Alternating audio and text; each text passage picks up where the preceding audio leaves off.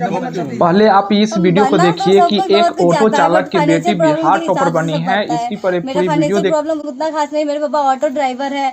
और आप लोग जानते हैं कि अभी ऑटो ड्राइवर के कितना ज्यादा अथी हो रहा है। हम लोग तो एक दिन खाना खा लेते यही बहुत है।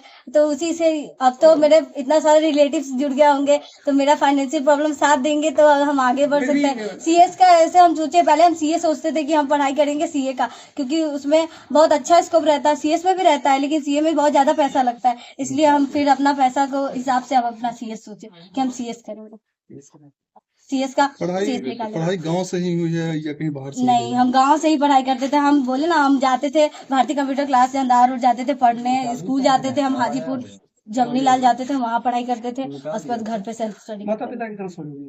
माता पिता सबको जानता है कि माता पिता अगर सहयोग ना करे तो बच्चा कहीं जा ही नहीं सकता हो। माता पिता ही हमें वहां जाने के लिए, मेरी माँ हमें मेरे साथ गई सर की कोचिंग, वहां पे वो हमें सर के पास ले गई। बोली क्या, सर को बोली कि सर इसको ऐसा पढ़ाइए कि ये एक दिन टॉप कर जाए। तो फिर मम्मी पापा थे, पापा हमको कमाते थे, वो बोलते हम क्या कर सकते हैं, हम सिर्फ कमा के दे सकते हैं। तो हम मेरा काम था पढ़ाई करना, उनको बताना कि हम आपके कमाई से हम कितना कुछ कर सकते हैं।